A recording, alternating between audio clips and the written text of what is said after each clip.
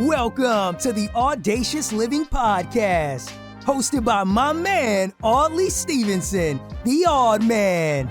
He'll unpack wisdom and insights from a cross-section of top quality performers in business, media, sports, entertainment, and lifestyle to uncover key elements to help you live your best audacious life ever. So without further ado, here is the Odd Man.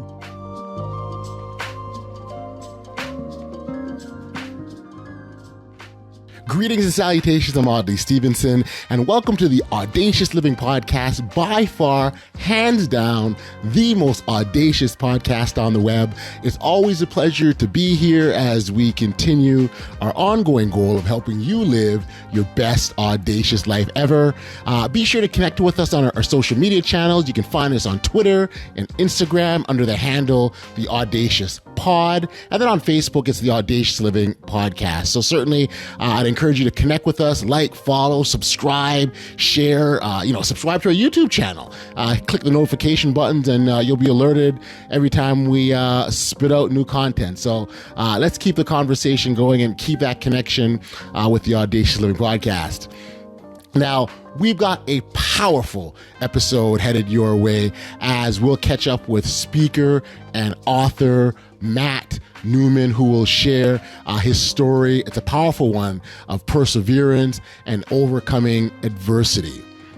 Matt was diagnosed with brain cancer and he survived that, but he's more than just a brain cancer survivor. And after spending some time with him, I can tell you he's definitely much more than that. You know, instead of succumbing to his grim diagnosis, Matt decided to take ownership of his situation and he essentially took his life back.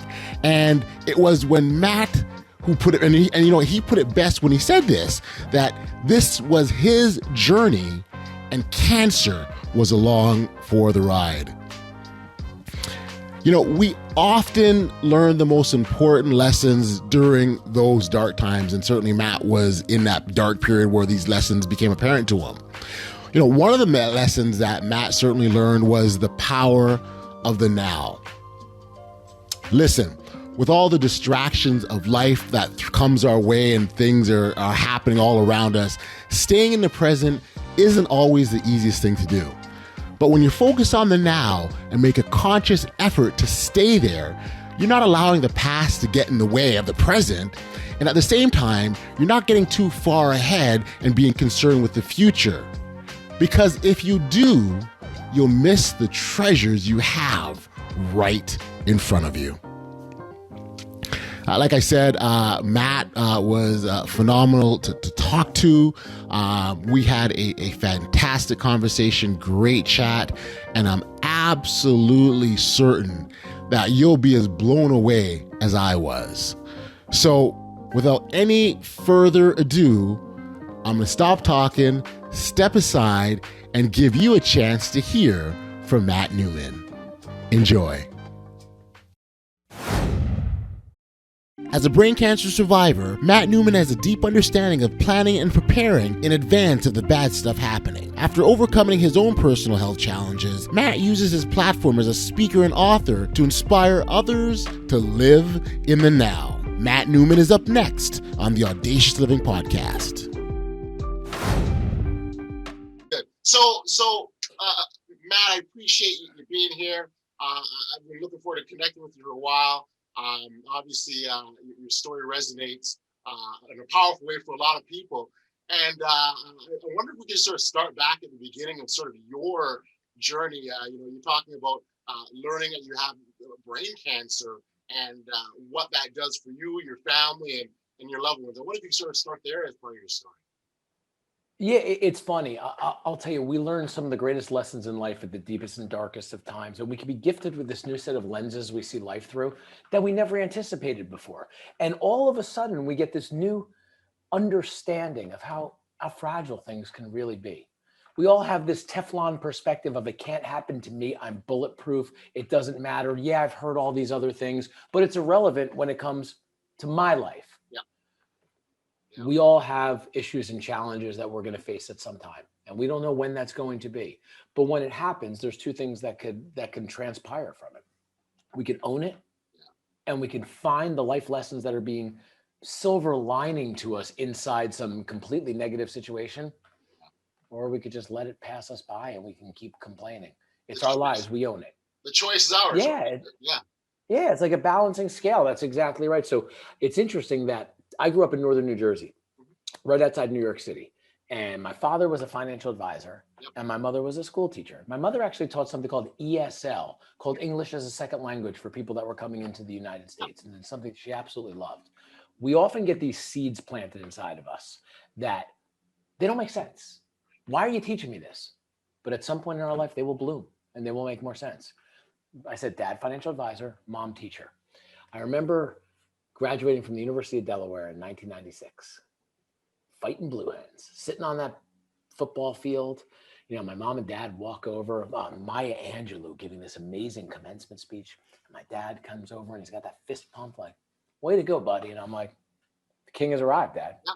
College graduate. He goes, what do you think you want to do now? I go, Dad, that's easy. I'm going to join your firm. I'm going to become a financial advisor.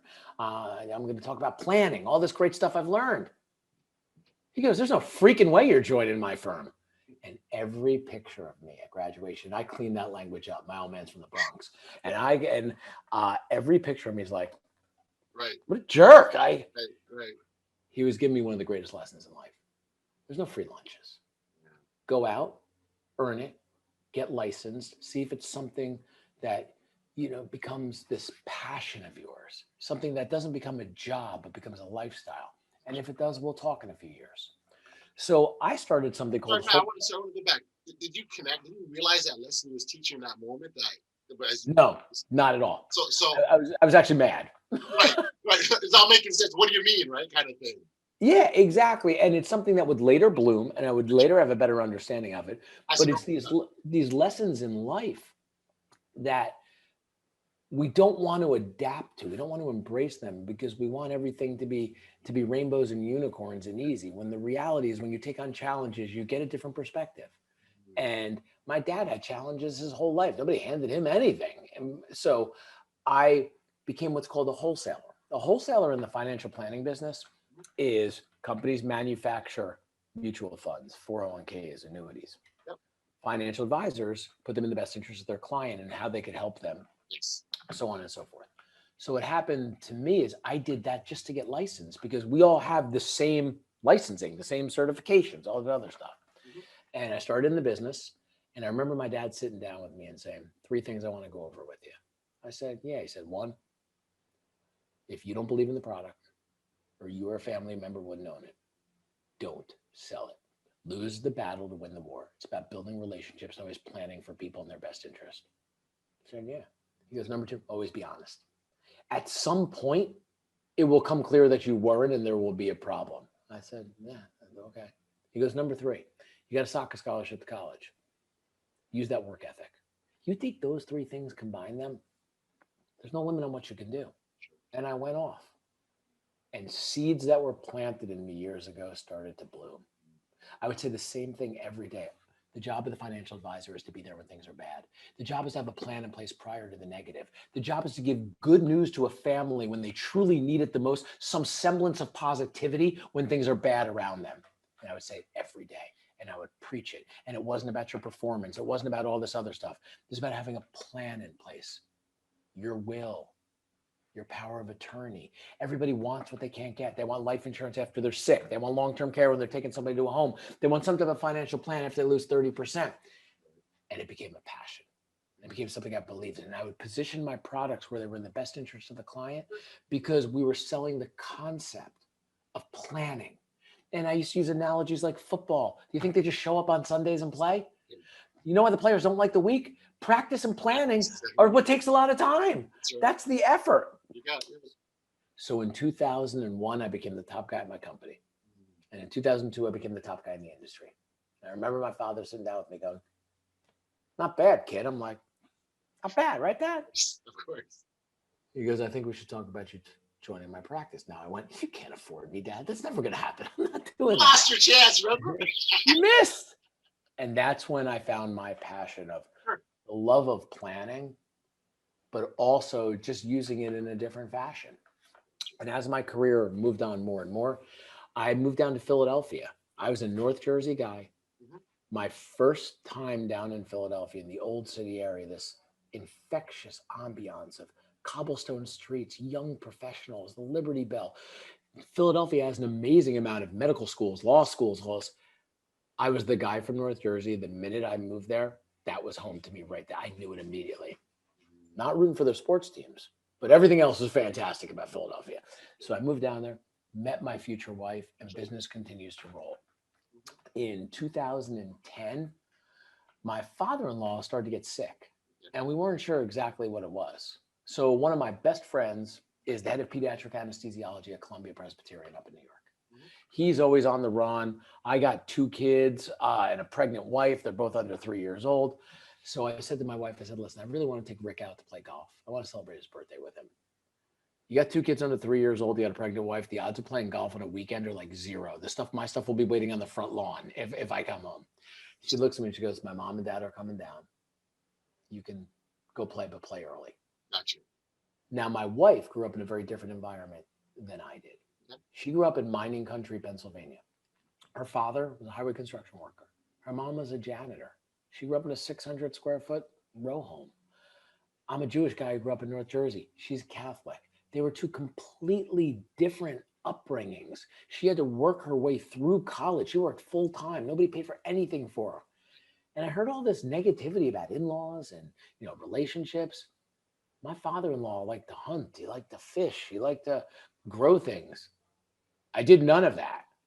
But we both loved baseball and we loved to have a beer, and they were just wonderful, down-to-earth people. And I was so fortunate to have them. So that day I said, we'll come home super early. We'll play at 7:00 in the morning. So Rick and I come back. And as we're pulling up the driveway, my father-in-law, Larry, is out there fixing the mailbox. That's Larry. That's what he does. Oh, he fixes something. Yeah. So I roll down the window. I go, Larry, looking skinny. He's like, I haven't been feeling that great. He goes, something in my stomach. He actually went to Hershey Hospital, right where they make all the chocolate up there. And I'm like, oh, you look fine. Hey, Larry, when you're done, do me a favor. Change the light bulb in the garage. That's out too. And I start laughing. And I roll the window up and I pull up. And Rick looks at me and he goes, dude, there's a problem. Talk about there's a problem. He goes, he's got a jaundiced look to him. There's something not going on there. He's got to go to the hospital. I'm like, are you out of your mind? He's fine. He's going to the hospital. He's got a stomach problem, whatever. So he goes in and he tells my wife. And my wife makes an appointment for him at the University of Pennsylvania Hospital, about 35 minutes from us, but top shelf. So that Father's Day, I got my brother and my sister-in-law over with their very young child. We got our young kids, pregnant wife. We're just enjoying life. We're living in the moment. We're really getting that appreciation of where we've been to where we are right now. And I remember my father-in-law's phone rang and he went over and he picked it up. And in the middle of our celebration, he was told that at 60 years old, he had pancreatic cancer. My first experience with cancer happened when I was 15 years old. My Grandma Harriet, was diagnosed with cancer in Fair Lawn, New Jersey. I wasn't old enough to understand it or digest it or truly understand the ramifications of realness that came along with it. I remember one day she was Grandma Harriet. The next day she was wearing a cancer turban. And the next day she was gone. What I do remember is what it did to my mother. My mom spoke to my grandmother every single day on the phone. Every weekend, we're at their house in Fair Lawn, they're at our house in Parsippany. I saw my mom become a different person. I saw she couldn't stop crying, and it built up this hate and anger inside of me for cancer. I wish I could have been there more. I wish I got it. I wish I could have hugged her. I didn't understand. I was 15 years old, but I watched what it did, and it changed my perspective on how I would look at cancer for the rest of my life. I remember when we went to bury my grandmother, and my dad pulls in front of the area you go to check. And for some reason, the song, The Sound of Silence by Simon and Garfunkel was on. And there's a line in there, silence like a cancer grows. And every time I hear that song, I think of my grandmother. And I think of how my family changed at that given moment. We didn't ask for it. We didn't want this to happen. Cancer does what it wants, when it wants, and it decided that it was going to take a shot at us, just like it does other families as well, too. My wife and my father-in-law were very similar to my mom and my grandmother. They spoke every day. They were 2 peas in a pod. They were exactly alike. My wife is pregnant with her 3rd child. She's got 2 kids under 3. And she did whatever the hell she needed to do to take care of him and our family. I learned what strength and a warrior really is.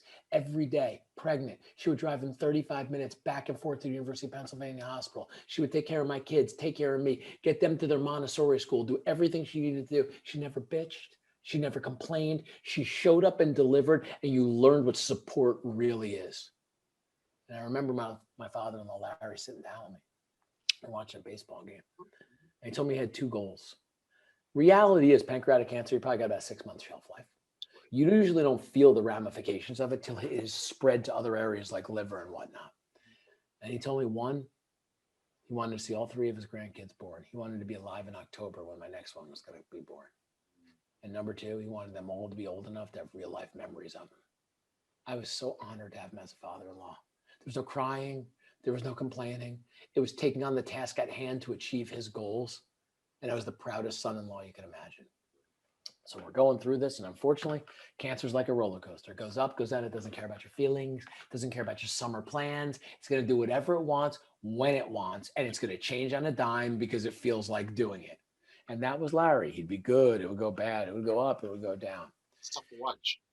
It is. And it's inspirational if you could see the person taking it on. We don't always realize how we define ourselves. We don't define ourselves by all the good. We define ourselves in the times of turmoil.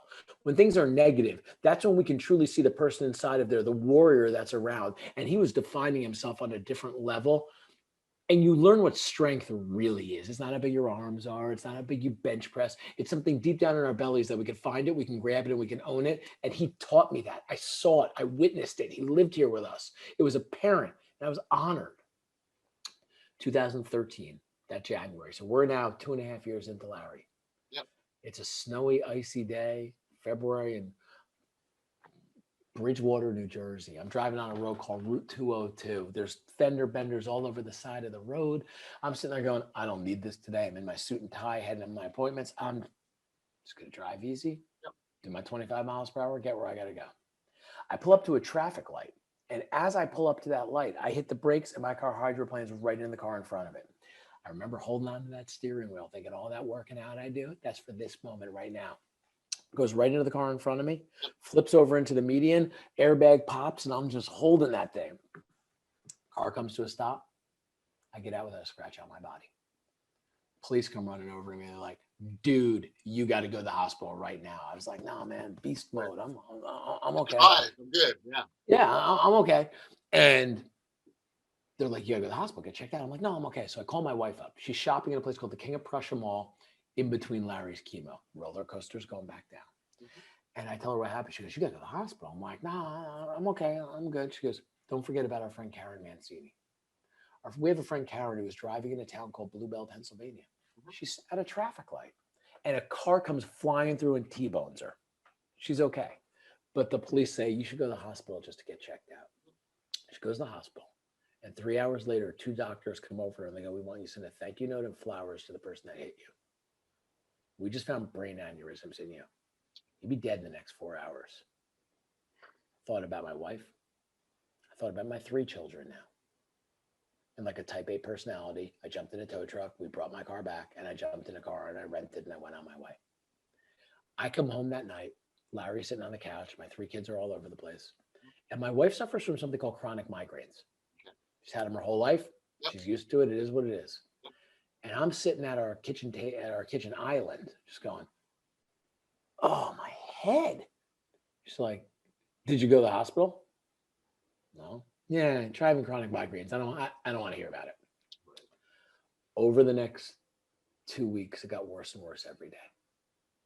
2 weeks into it, I started to lose all ability to sleep. The pain was so severe. But it wasn't about me.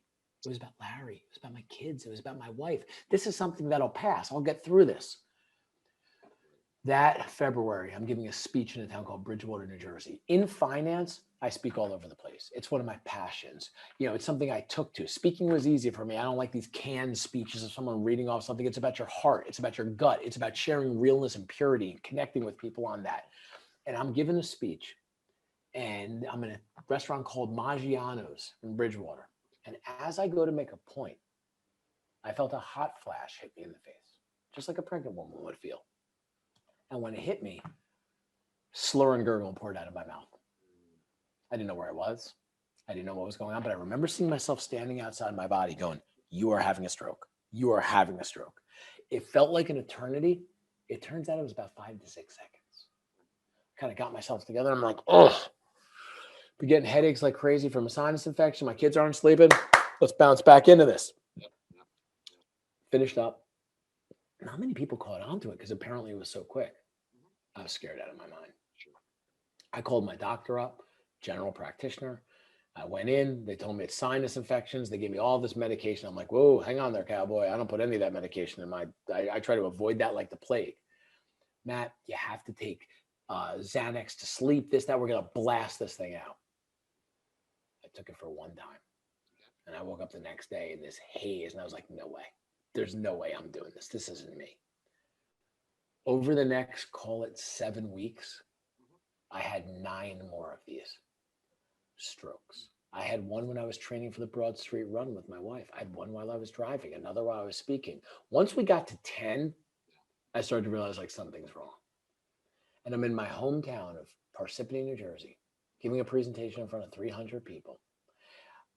As I go through the presentation, for the 11th time, I feel a hot flash hit me in the face. I know enough now that I could turn my back on everybody, point to the PowerPoint to kill the 5 to 6 seconds. The minute it wore off, I decided I'm going to the hospital right this second. I finished my presentation and 30 hands go up. So the first point I'm going to bring up for your listeners, you got 300 people there and 30 people raise their hand. Are they ingrained in what you're saying? Are they paying attention? Are they captivated? Do they want to be a part of it? Do they want more information? The answer is yes. You know what everybody remembers? My head dropped like that. I answered one question, went, oh God, look at this. I'm running late. I apologize. I got to go. I know almost all these people, clients of mine, people coming up to me, Matt, I got one more question. This is going through my mind. If you don't get away from me, I'm going to put somebody on the ground. That's not me. I get it. Yeah. I walk out to my car. All these people, Matt, let me help you. I got one more question. I peel out of the parking lot. That's not me. I don't do that. I call my doctor up. I go, you said sinus infection. Boom, boom, boom. Here's the deal. I hear him say, you need to get to the hospital right this second. I call my wife, who's again at the King of Prussia Mall. Obviously, we're putting their children through college there. And as she's taking a little break from my father-in-law's, unfortunately, not good times at that given moment. And I tell her what's going on. And we're going to meet at a place called Capital Health in Hopewell, New Jersey, right by my house. Top hospital in New Jersey. I have a 90-minute ride. And my head's all over the place. Okay, maybe this is no big deal. They're going to figure it out. They, give me some medicine. I don't know, maybe I'm going to die. I can't figure out where things are going. Yep. I get to the parking lot. I meet her there. We park our cars. We hold hands. And we walk in. And they said, the first thing we're going to do, Mr. Newman, is give you a CAT scan. CAT scan. It's like an x-ray. No big deal. Give me a CAT scan. 3 hours later, 2 surgeons walk in. They go, we think we know the problem. I'm like, yes, diagnose it, fix it. I've had enough of this, man. Let's move on. It's May now. It's been going on since February. You have a lesion on the left frontal lobe of your brain. Now, I'm going to make a point here real quickly. We all make a mistake. Of the profession that we're in, we speak a specific vernacular that the average person doesn't understand. Don't share that with other people. To me, a lesion is a cut or a bruise. That's normal, how you would think about it. Just like if I talk in financial terms to somebody, they have no idea what I'm talking about. We need to learn to connect with people in a way where it's basic communication that they understand, because they buy us, they buy our belief, they buy our leadership to take them where they need to go. So I'm like, lesion, you go. Good lesson. Right. And I'll tell you, this will make sense to you. You know, when he said lesion, I'm thinking, I banged my freaking head during that car accident. That's the bruise. I probably hit back when the airbag popped. He goes, it's causing massive pain. I'm like, oh, you don't want half of that. That's what's causing you not to sleep. I'm like, yeah. And he goes, Mr. Newman, you're not having strokes. You're having seizures on the left frontal lobe of your brain, which is speech and memory. And as difficult as that sounds to take, I was like, yes, that's it. Yeah. I was good with it. I'm like, okay, now what do we got to do? They give you an MRI, blah, blah, all this other stuff. I keep going back and forth out of the MRI booth. Had to be 5-6 times. At 3 a.m, they tell me they got to do one more with contrast. So my wife, Rebecca, says to me, she goes, I'm going to go home. We live 5 minutes away. Okay. I'm going to make lunch for our 3 kids that are now 5, 3, and 2. I'm going to find a ride for my dad for chemo, and I'll be back in an hour. I go, take your time. I'm going to be in there again anyway. So the woman walks in again with a wheelchair. All right, Mr. Newman, MRI. I'm like, I can walk this time. I just did the Broad Street run 8 days ago, the largest 10-mile run in the country. I've had enough of wheelchairs. She goes, Mr. Newman, liability. You gotta get in the chair. Get in the chair. She goes, all right. She grabs the clipboard. All right, Mr. Newman, let's see. MRI. This time we gotta do a contrast. We need to see how big your brain tumor is. I go, it's a lesion. And that was the moment at 39 I was diagnosed with brain cancer. The language thing, as you said, right? That's a big one. Like, they say one thing and you're hearing something else, and it really. I thought maybe I banged it and there was something that could be alleviated. I wasn't upset. It's going to sound odd. We think we understand the emotion that's going to hit us. And they put me in the tube for an hour and a half. They brought me out. Yep. And they plugged me into 30 different machines. And I have no problem sharing this. I just started to cry. And I started to have retrospective about my life. I'm thinking about my children. I got 3 kids under 5. My father-in-law's at home dying of pancreatic cancer. My wife's got to deal with this. And I talked about strength when you find it. It's located deep down in your belly. I saw it. I grabbed it and I owned it. It was mine. This is my journey. Cancer is just along for the ride. And I just started cursing my brains out.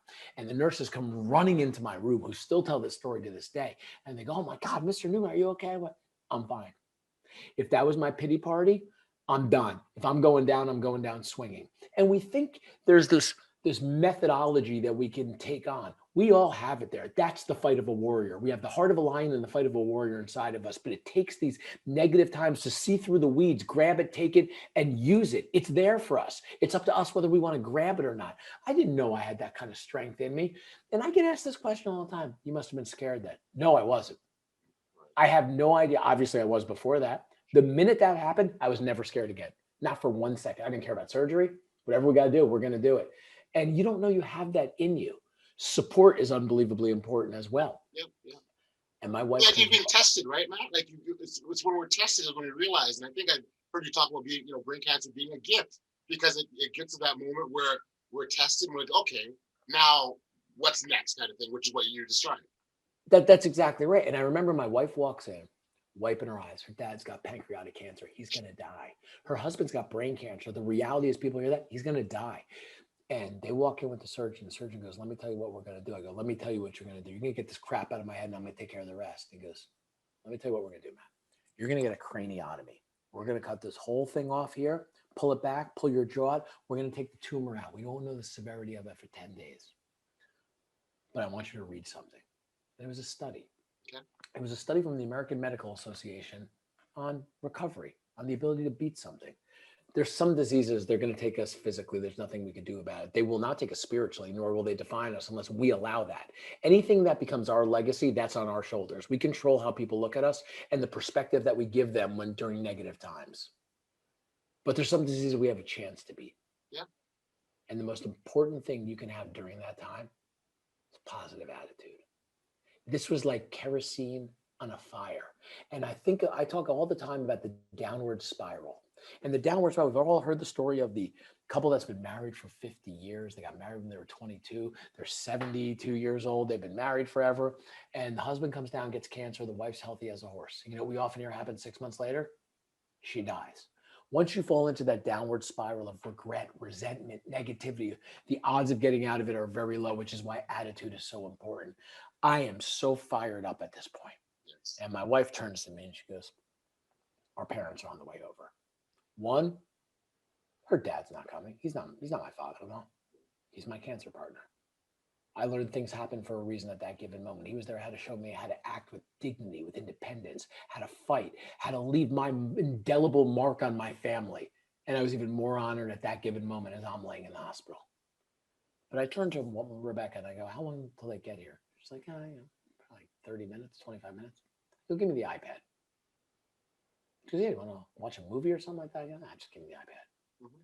That was the moment I needed to make sure that everything I had in place was set up. Yep. I'm going to go through major surgery.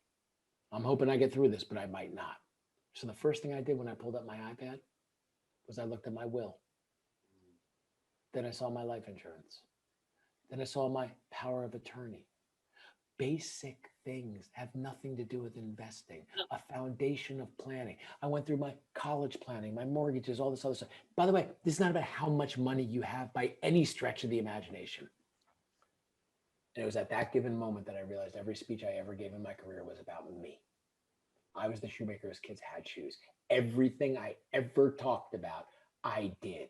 And I was ready to take on whatever fight I needed to, because I knew if something bad happens, my family's going to miss me. They're going to grieve. They're never going to get over me. They're going to maintain their standard of living. They're going to know their dad did everything he could to make sure that they could have the greatest life possible. They're going to have a deeper understanding of how important it is to plan in advance of the negative. And I was euphoric over it. You'd think I'd be sad that I wasn't. I was like, done. What's next? So my dad walks in, my mom walks in, and my mother-in-law, my father-in-law. Larry just nods his head at me. We didn't have to talk. I nod my head at him. We didn't have to have any communication. We got it. And my dad gave me that same look he gave me at Delaware. Hey, but I saw the fear in his eye. I saw the anger, the evilness. You hear your son has brain cancer, he's going to die. I said, Dad, come here. He sat down on the bed with me. And I went through the will. I went to the bed, went through everything like that. And I took the iPad when I was done. I threw it on the bed. I said, Dad, there's only one thing on my mind. Guess what's I go? Getting better. I don't got to worry about any of this crap. I got no regret, no resentment. No, I woulda, coulda, shoulda. Everything is taken care of. I'm just here to fight like a son of a bitch. And for the first time in my life, I saw my dad cry. And my dad just broke down. And he looks at me and goes, you're going to beat this. I go, I know I am. And he goes, and these are the points you're going to share. These are the things you're going to tell people. I go, Dad, I've always been doing it. I just never realized it to this extent. And he started to cry more. And I went through a craniotomy. And they did that major surgery on me. I believe health and wealth are deeply connected. And I've been talking about that for a long time. I'm very into fitness, eating healthy, that kind of stuff. I got operated on a Friday. I went home on Sunday. I 100% attribute that to being in good shape. And I don't want to be in a hospital. I wanted to see my kids. I wanted to see my house. I wanted to see the people I love, my dogs. And that Sunday afternoon, my wife pulls up in front in the same car we dropped off 6 days earlier. And I get in and I'm a mess. I got a second head. I mean, train wreck, man. And she brings me home. And we have one of those side entrances. We pull up on the driveway and there's a side entrance. And we hear, and I walk inside. And there's a 2-year-old, a 3-year-old, the 5-year-old holding signs that say, I love you, Daddy. Thank you for coming home. And I start crying, not out of fear, not out of anger. I was crying out of happiness. It wasn't about tomorrow. It wasn't about yesterday. It was about this moment. I own it. It's mine. I had to go through this bag of crap to learn how important living in the now is and not always wonder about a bunch of crap that doesn't matter. I go up to my bed. I passed out for 13 hours. This is where I wanted to be. I would know the severity of the cancer 10 days after the surgery. Okay. So day 5, I'm just walking around my house. I'm a mess. And my wife tells me that my oldest son, Luke, who's 5, is having his parent-son lunch at school that day. You take a brown bag lunch, you sit with your son for 30 minutes outside, and you leave. She goes, you don't have to go to this. I go, I will never miss this in a million years. I have this new perspective of life. There's a gift I was given from this, and that is something I will own. I don't care what I have to do. I'll be there. She goes, do you want to come with me to drop the kids off at school? I go, yeah. Something I don't get to usually do. Sure. I put a big hat on so nobody could see anything. Yep. And we take my 3 kids to Pennington Montessori School. I have to ride shotgun. I'm not even allowed to drive. Yeah. She takes my 2 boys, Luke and Jake, 5 and 3, to their classrooms. I take my 2-year-old daughter, Lola, and I hold her little hand. And we walk up to her classroom. And she takes her little jacket, her little pink jacket, and she puts it on the hook. She goes, I love you, Daddy. Thank you for taking me to class. I'm thinking, why don't I do this more? You know what I used to do? I'm taking her to class and I'm looking at my next appointment, So I'm teaching her to not make it about the person you're with, the most important person in your life. And I just started to cry. But I cried out of positivity. I cried, this is mine. I'm never going to give this back. This is a new understanding of life. Yeah, I had to go through this, to pick this up. And I go back and I'm telling my father-in-law, Larry, how euphoric I am. I'm going to beat this thing. And I was a good person to begin with. And I'm going to be a better person. Rebecca says to me at 11, you do not have to go see Luke. I go, I'll never, I don't care if you have to carry me there. I'll never miss it. She takes me to the school and Luke's waiting at the front door. He runs out and gives me a hug. He goes, thanks for coming, Daddy. And I'm rainbows and unicorns. We walk in the back and I'm so happy. We sit down next to each other. It's about Luke. It's about him right then and there. And I just kind of look up at everybody else. And every dad I see is next to their kid like this. And I went, oh my God. Yeah. That was me. Yeah. I had no anger. No, that was me. I had a BlackBerry and an iPhone at that time. And I'm sitting there going, I had to learn through this that that's in my car for the next 30 minutes. That affects nothing. Oh my God. Perspective is changing. And I come home and I'm telling Larry how euphoric I am. Yep. How this is amazing. And as I'm telling him this, his phone rings. And that was the University of Pennsylvania telling him to stop doing chemotherapy because there's nothing they could do. Cancer didn't care about us. It didn't care about our plans. It didn't care about the gifts that I was being given. It's going to do what it wanted when it wanted. So to make a long story much shorter, I found out 10 days later that the cancer was much more severe than I thought. I had a grade 3 astrocytoma. It's not as bad as a glioblastoma, but it's something that I was going to have to get chemo, radiation, and probably get testing done for the rest of my life. I think I was the least upset person of anybody. I was like, whatever, I'll take it on, bring it on. Do whatever I got to do. So when I started chemo and radiation, I told them I wanted the earliest time possible. They said, well, our earliest one's 7 a.m. I said, I'll take it. They said, we have a 7 a.m. We'll give you 7:10. Okay. All right, I'll take it. But this was my life. I would go to the gym at 5:30 in the morning. Not supposed to be working out. I'm cool with it. I'm good. I would then get there, put a suit and tie on, and I was going to go to work. And I knew I'd only be able to work for a few hours a day, but this was my life. I was going to do what I wanted. So I would get there, and this emaciated woman, she was probably 4'11", 70 pounds, probably in her 70s. You knew where this was going. Sure. And she would go before me. Her son would bring her in. He would have to hold her, bring her in. They would take her to the back. When she was done, because radiation was like 8 minutes long, then they would grab her and they would bring her back out and she would leave. And you're watching this, seeing where it is. So they come up to me 2 weeks into it. I do 6 weeks of radiation. I'm already on chemo. And they said, Mr. Newman, would you like to 7 a.m.? This is her last day. I was like, I'll do 5:30 if you want. The earlier, the better. Get my day in. I said, we do something interesting, Mr. Newman. We celebrate people's last day of radiation. We sing songs. We ring a gong. And we say a prayer. Yep. Would you like to join us outside to celebrate her achievement? I said, I'm okay. When you're done, come get me. But I'm just going to sit here and just work on my iPad.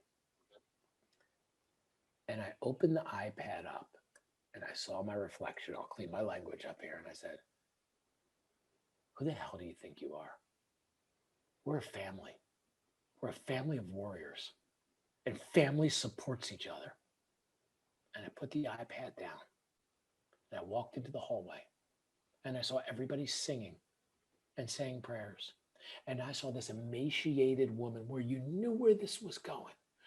With the biggest smile on her face, grab that gong, ring that thing. And I just started to cry. And I called my wife. I said, you're going to come to me with this when I come. This is real. And this is a movement. I walked up to her and gave her a hug. I never met her in my entire life. We were family. We were in this together. And she inspired me more than words can explain. And I learned what strength really is. She's one of the strongest people I've ever seen in my entire life. And it was a gift to be there. And I started to see things differently. And I started to have this optimism as I was taking it in, but looking at it from a different angle. But here's where it gets interesting. We all find this optimistic times when we need to. We try to take all this negativity and we push it deep down into our bellies. We don't want to deal with it. We want to get it down there. And what I would do is I would start to write. Do you remember at the beginning I told you that there's seeds planted in us by our parents? Absolutely. My mom wrote. My mom was an English as a second language teacher. It all comes together. I would send these emails out to friends and family on my new perspective, the new vision I had, my understanding of life, blah, blah, blah, all this other stuff. I was doing it as a catharsis for all the things you push down into your belly. If you don't find an outlet, you're going to combust.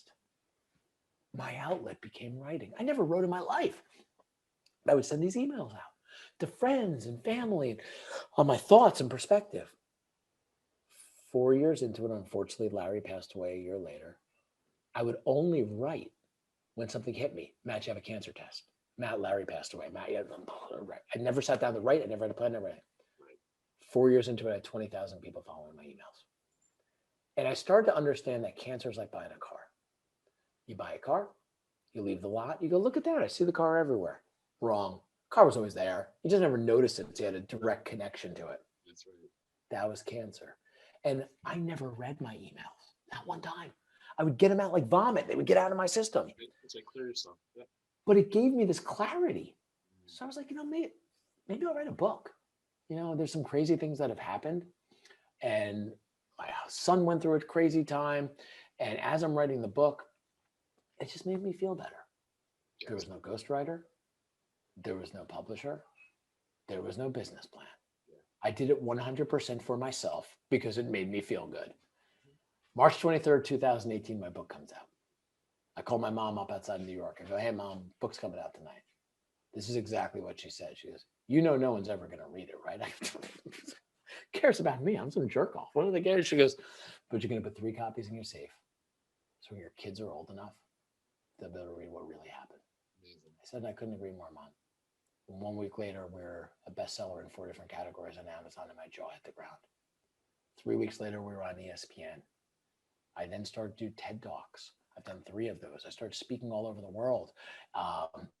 And things started to change. And I didn't understand it at first. Right. And then I did. I started to go out on these big speaking places. And I would stay after, and I'd have these conversations with people. And you realize everybody's got their scars, everybody's got their battles, everybody's got their demons. Yep. My catharsis was to share it, to talk about it, to get it out of my system. Many people only want to talk about it with someone else who's been on a similar journey, been placed on somewhat of a like path, if you will. And you realize everybody has to find their way to alleviate all that negativity inside of them, or it's going to overcome them. Yep. And I would start talking, and I would share, and I would do these things and speak. I was doing it for me. It made me feel better. And you started to have a deeper understanding of what inspiration and motivation is really about. It's letting people know you're not alone on your journey. There's others like us out there. And it's okay to feel a certain way. It's acceptable to go through that. And it opened up all these opportunities for me that I never asked for.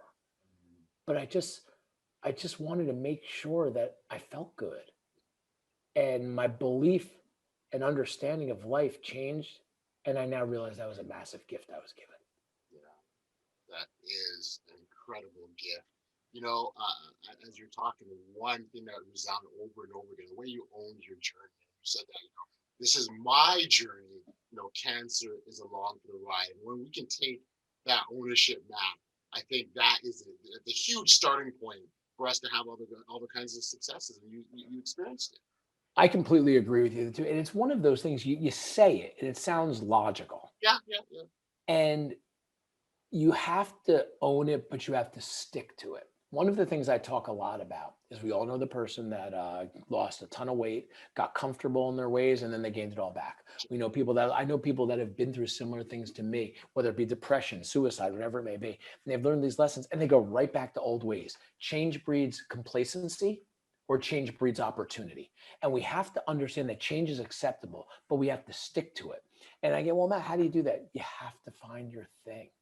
I don't care if you're putting yellow sticky notes on your computer with reminders. The more you're able to key in on that, find some way to decompress that negativity and not transfer it back to going back to what worked yesterday, but learning from it. If not, we're taking a silver lining, a gift that cancer or some other disease gave to us, and we're giving it right back. And I will never do that.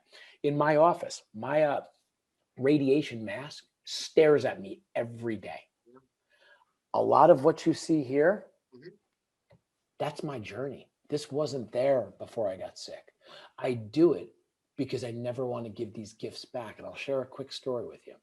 One day I'm talking to my surgeon and I go, hey, man, I wish you didn't do such a good job. He goes, what? I go, if you look here, unless I shave my head, I have a scar that goes here all the way around here. Can't see it. He goes, yeah, we did a great job. I go, I wish you did such a great job. I wish I could see it like crazy.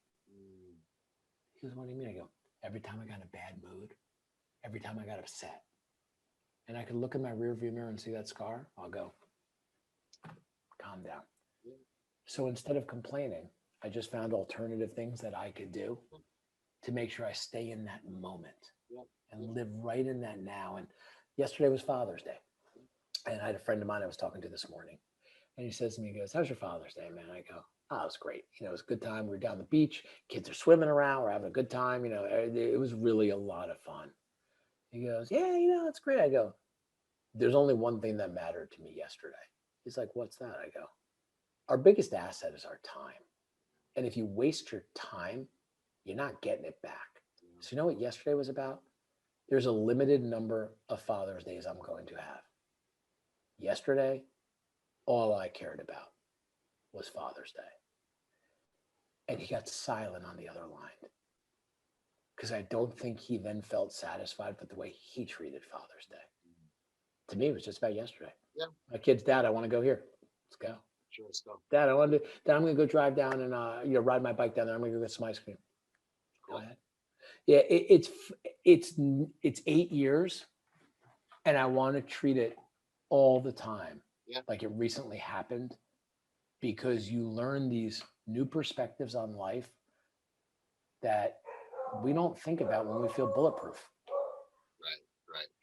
Yeah, again, going back to the living in the now is big. Just a general appreciation of the moments that you have. And when you go through life-altering events, it gives you that appreciation of, okay, here's my situation. And to have those reminders, like you said, where you kind of, maybe something happens, you get worked up, or you forget, let's say. And it's easy to happen, Matt, right? Like life does that, where we just sort of, but when you can bring it back, and almost a form of centering yourself, you can appreciate what you've gone through and realize that, what this is right now, it's not that important. I think that's one of the hardest things for people to understand, is that change is acceptable. Oh man, I really hate my job. I get a new one. Well, I can't find one. Did you look? Did you put the time in? You could sit there and complain all you want, or you could take an action step on it. I'm not saying you're going to find one tomorrow. Oh, I really don't like the way I get along with so-and-so. Did you have a conversation with them? Do you address the issue and take responsibility, or do you just hope that it goes away? And as long as you address it, and even if it doesn't work out, you can know you gave the effort that you're satisfied with as a person. And that shouldn't have to be learned going through some type of negative approach from some type of disease or something bad happens. One of the things I talk a lot about is the scars that we all carry. We've all got them. The person who gives you that photoshopped Instagram perspective of perfection, it's complete BS. Let me point that out. Everybody's got their issues. And the majority of successful people, on the monetary side, they might be miserable in here. There is no cost analysis to what happiness actually is worth. But I know this, there's no point being the richest guy in the cemetery. I'd rather my kids have a much better perception of who I was, the man that I am, and the lessons that I teach them. Yeah, you're right. You're absolutely right. The time you talked about your book, starting at the finish, and I wonder if you could just sort of explain the concept of that title.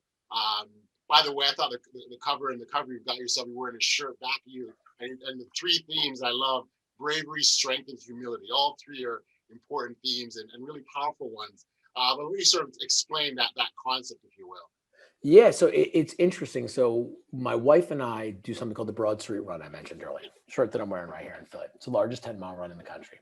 When I stopped playing soccer in college, I got really into fitness, like crazy. And it's just, it's what I like. Like my mother says, there's worse things to be addicted to. But I never really wanted to run again. Right. Because you ran so much during college soccer that I was like, yeah, I'm cool, man. Like I'll just do all this other stuff. tough mutters, all this stuff. Yeah. So my wife was a runner. So when she would do the Broad Street Run, I would literally walk from my apartment to City Hall in Philly as 30,000 people are running this. There's 1 million people on the sides of the road. It's amazing to see. And I'd see them for a split second. Hey, gone right there. Right. So one time, and then I would meet them for like lunch or something like that after. Yep. So one time they said to me, they're like, you should run with us. I'm like, no, I'm not doing that. I don't want to do that. Yeah, you probably couldn't do it. Really? That's what you're saying. All right, I'm doing it next year. Let's do it. So we would do the race for fun. And I still don't consider myself a runner, even though I've done it like 13 times. But it's a lot of fun to do. The vibe is amazing. You have bands on the side of the road. You have temples, people standing outside. Baptist churches are all singing. I mean, it's unbelievable, which is why they have 50,000 people running it in a lottery. So what happens is 8 days after I ran a Broad Street Run, that's when I got diagnosed. We used to run it for fun. Now we run it for a purpose. We've been doing it for 8 years in a row now. We've raised over $120,000 for Head for the Cure, Voices Against Cancer, and the National Brain Tumor Society. My wife started making up shirts with poems and prayers on it. Yeah. And they're just we do a different one every year. And that shirt, I just remember that picture. And I was like, that's the cover. She's like, yeah, I love it. So starting at the finish line, really, you know, when something hits you, like we had totally different names for it before. Yeah. And starting at the finish line that worked in two angles. One, it represented the race that we run to try and beat brain cancer and support the families going through it, which I don't like just hey, let's just beat it. No, you got to help all these people that are going through difficult times. The second component to it was, that's the basis of real financial planning, not about which mutual fund do you choose, but did you start at the finish line and make sure at the end of the day is everything taken care of? It's sad that whether it be in Canada or the US, and I did a TED talk on this, we don't teach people the basics of financial planning. I'm not talking what investment to make or do I buy a Vanguard ETF or no. How do you pick your employee benefits when you get a job? Right. What's life insurance? Because as you start to build a family, you're taking on more responsibility. You have an obligation to try and protect them in ways that do not cost a lot. Sometimes it's one box you check. I talk about how Aretha Franklin and Tony Soprano, 3 signatures, they saved $60 million. Nope. This is stuff that if you have that done, you take on the fight. If not, I should have done this. I could have done that. And then we see that downward spiral happen again. Yeah. You know, Matt, you're so right, and it creates so the vivid images that it creates, and again, planning in general is an important thing to do, but life planning is that's a whole other level, and sometimes you don't always think about that. So it's a really great point that you raised. One last thing, Matt, and look, I absolutely have so appreciated talking to you, and I think your message around positivity and fighting ahead and persevering are so key and important. And we all should care in all aspects of our life as much as we possibly can. I've heard you talk about strength not being the size of the biceps, right? And that's such a powerful image because, you know, again, you gave the image, the example for your story of the 70-year-old woman and how strong she was. What are some of the things that, for our listeners that are taking in what we're talking about here, what are some of the things that our listeners can start to do to build their own internal strength as they prepare themselves for perhaps this battle that they don't know is coming? Yes, that hasn't arrived. You know, that's a really good question because everybody finds their own catharsis, like I mentioned earlier, their own inner strengths. But I think for me, I would point out, not to go on this financial planning kick, but knowing I didn't have to worry about that actually gave me strength. It did. It gave me the old okay, that's done. Well, if I'm going down swinging. I mean, let's go. I don't have to worry about that. I couldn't fathom sitting there going, oh my God, my wife might have to sell her house. Oh my God. None of that. Box check, which, by the way, a will you could do on LegalZoom for $19. I mean, this is not, you hear people hear the term planning, they think wealth. No, it's not at all. It's just a little basic type of stuff. So I would say having the plan in place is a big one. The other is finding a catharsis. Yeah. I can honestly say this. If I didn't find writing, I don't know if I'm the same person today that I am, because for all the optimism, the appreciation, the gift that we think we find, you you can't be that scale where the negative that you're not getting rid of starts outweighing it, or that's going to infect you. My catharsis of writing actually was like an outlet for getting the stuff out of me. So then the scale went right back that way. And I started to do a lot more yoga. I have no problem saying, like, I mean, there was things, it was, what can I do to just find inner peace? And everyone's going to find something different, but look for it. Don't do the mistake I teach my children. Assume. Go find it. And on your journey, you'll take something in that goes, this works for me. And if you would have went back to Matt Newman prior to 8 years ago and said, Matt, you're going to start writing all the time, and you're going to start putting out all these quotes and stuff on your perspective all over social media. I wasn't even on social media. I didn't go on social media until the day my book came out, because my wife told me that's the only way my friends would know that my book is actually out. I swear I'm not making that up. If you look at the date on it, the date on my social media is the same day the thing came out, because I was like, I don't want to do that. And then you're like, oh, so then social media for me, and you probably see the quotes and the stuff that's from here. Yes. And I will continue. I do get asked a lot, Matt, why don't you write as much as you used to? I speak all the time now. Yeah. I wasn't doing it for a reason other than for me. So whatever finds that same, idea of helping me recuperate, I just go that direction. But the journey will take you to some places that you'll be doing things you never did. I know some people who went through cancer who became marathon runners. They never did that in their life. Yeah. And that became their thing. And you're just sitting there going, things happen for a reason. They do.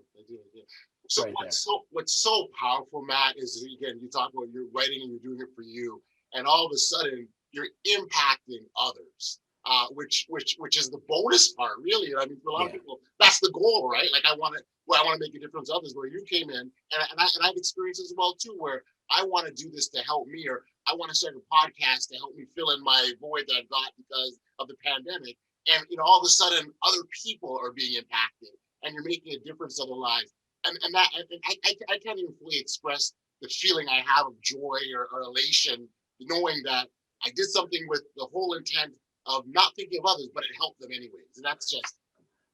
I got to chime in for 1 second there, because I love what you said. But the reason it worked, what I learned, is because that wasn't your goal.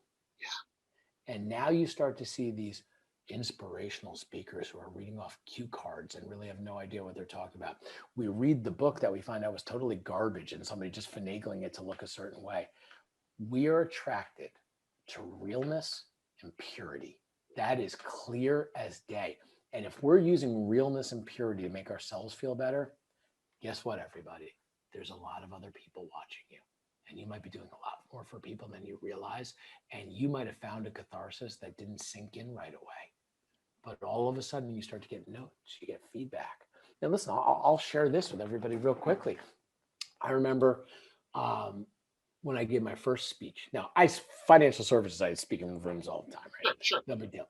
And there was probably like 20 people there. And when I got there, I was like, oh, wow, 20 people are going to be here. That's unbelievable. So it ends. 20 people, and I'm speaking from the heart. I know what I'm doing. And this person comes up to me at the end and says, I want to say thank you. And they go, I'm going through something difficult right now. I haven't told anybody in my family about it. Can I take a minute to share it with you? Because I realize I need that outlet. That's when everything changed. And I remember thinking, wow, we just did something really cool, because we weren't trying to do anything really cool. And that's where the connection became strong. Yeah, being true, authentic self, and when you're that, and you're open, in that real way. I mean, I'll never forget that, by the way. I'll never, because I was I was taken back. back. I was like, what? It's impossible to forget. Like, when you have that kind of impact. On this podcast, we talk a lot about being your true, audacious self. And that's right. When you're being that individual who you're supposed to be, who you're meant to be, the impacts are just off the charts. So, and you've experienced that, so that's amazing. So, I'll tell you one other point too, real quick, because I think it's important. One thing I learned, and that you can do whatever you want with this information. I made a conscious effort to get rid of all the negativity in my life and the people that brought that on. Yeah. I got rid of a number of my clients in 2014, the following year. Like, negativity breeds, connection and all. And I was like, I don't need this. I had the best year I ever had in my career by getting rid of people. Best year I've ever had. And I attribute it that you aren't being brought down in these areas for things out of your control.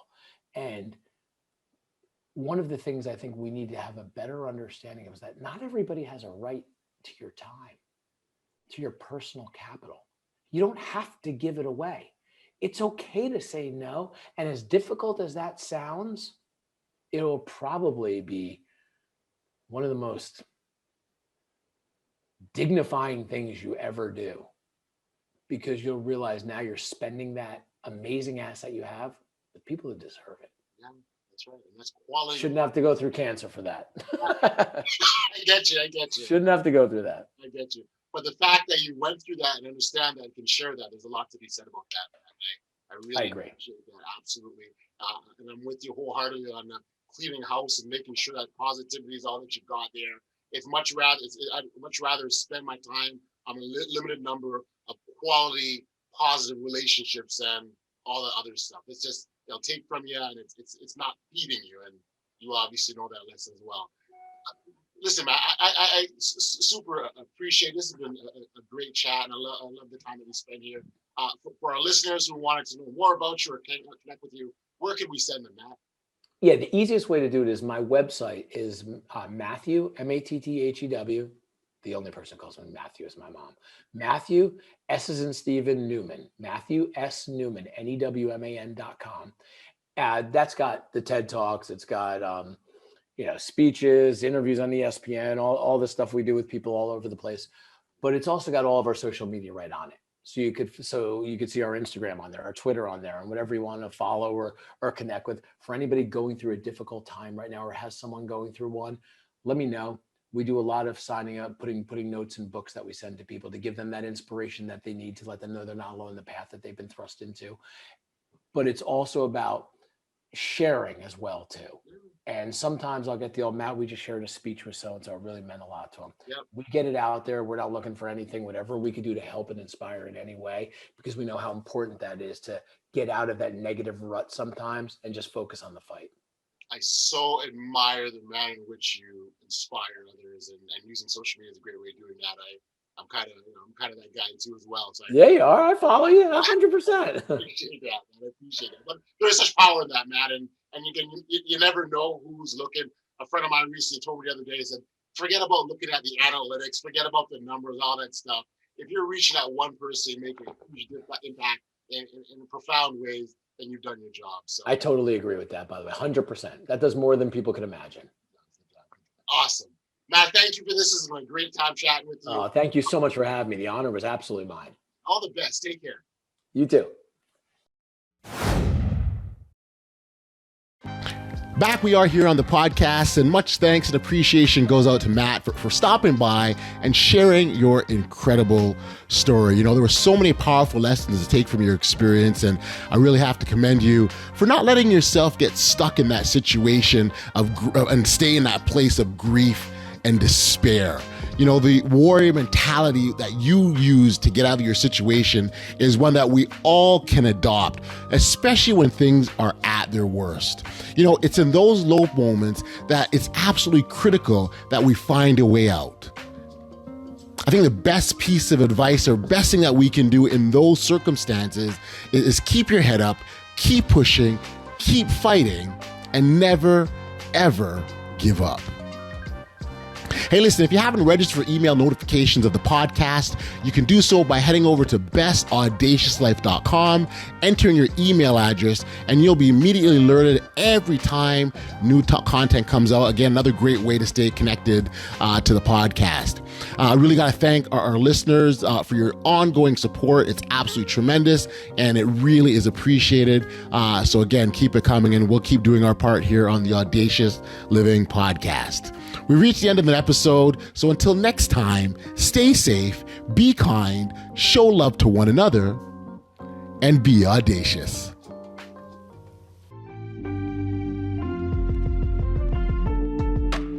You've been listening to the Audacious Living Podcast, hosted by Audley Stevenson. If you enjoyed what you heard, be sure to like, subscribe, and share.